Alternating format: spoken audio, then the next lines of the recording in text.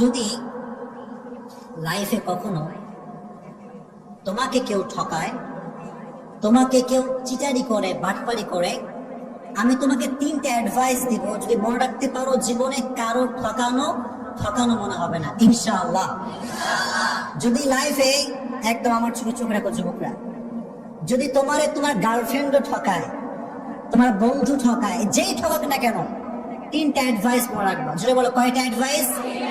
Number 1, কেউ যদি তোমারে কখনো ঠকায়, তুমি আগেই বিশ্বাস করবে আমি ঠকি না, আমি জিতে গেছি আলহামদুলিল্লাহ।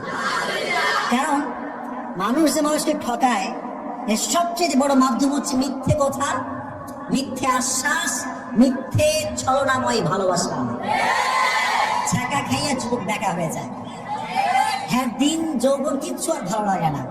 তো এই যে মানুষ তোমাকে ছাকা দেয়, কষ্ট দেয়, প্রতারণা করে, এটা মিথ্যের মাধ্যমে মানুষ বেশি করে। হাদিস শোনেন, একবার রাসূল কারীম সাল্লাল্লাহু আলাইহি ওয়াসাল্লামকে একজন সাহাবী বলল, ইয়া রাসূলুল্লাহ, আপনার উম্মত কি জিনা করতে পারে? রাসূল বললেন যে হ্যাঁ, মিস্টেকলি করে ফেলতে পারে, এই গুনাহটা হয়ে যেতে পারে। ইয়া রাসূলুল্লাহ, আপনার উম্মত কি সুদ খেতে পারে? রাসূল বললেন হ্যাঁ, মিস্টেকলি খেতে পারে, ভুল করে গুনাহটা করতেও পারে। কিন্তু রাসূল বললেন দেখো, আমার উম্মত একটা গুনাহ কখনো করতে পারে না। একটা গুনাহ যদি কোনো উম্মত করে, সেই উম্মত আমার উম্মত থাকবে না। সেটা কি?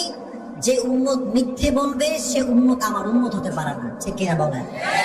তো যে আপনার সে বাটপারি করছে, সে নবীজির উম্মত থেকে বের হয়ে গিয়েছে। আর আপনি যদি ধৈর্য ধারণ করতে পারেন, আল্লাহর উপর তাওয়াক্কুল করতে পারেন, ইন্নামা ইউওয়াফাস সাবিরুনা আজরাহুম বিগাইরি হিসাব, যে ব্যক্তি সর্ব অবস্থায় ধৈর্য ধারণ করবে, কিয়ামতের কঠিন ময়দানে আল্লাহ তাআলা তাকে বলবেন তুমি দাঁড়াও।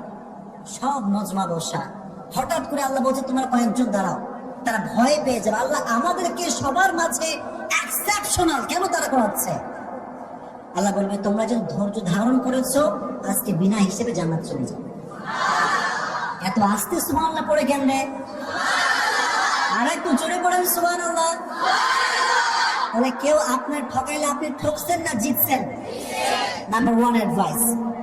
নাম্বার 2 অ্যাডভাইস হচ্ছে, যখনই ঠকবেন, কষ্ট পাবেন, আগেই পড়বেন আলহামদুলিল্লাহ। এত আস্তে কেন? জোরে পড়েন আলহামদুলিল্লাহ। কেন আলহামদুলিল্লাহ? শুনুন, হতাশ হবেন না। এই যে মানুষ আমাদেরকে ঠকায়, একটা উপকার হয় কি জানিস? মানুষ কি চিনতে পারে যে কোনটা ধোঁকাবাজ আর কোনটা ভালো মানুষ। এটা জীবনকে আরো সামনে এগিয়ে দেয়। एंड यू नो, जिंदगी में कभी कभी आगे बढ़ने के लिए एक कदम पीछे भी जाना पड़ता है।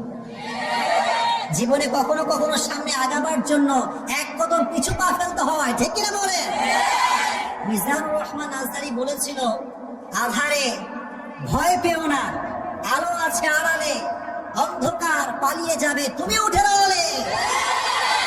আমিও সেই কণ্ঠে কণ্ঠ মিলিয়ে বলতে চাই, যুবক, ছাকা খেয়ে বেঁকা হয়ে যাও না, শক্ত হয়ে দাঁড়াও, শপথ গ্রহণ করো, এস্টাবলিশ হয়ে দেখাও।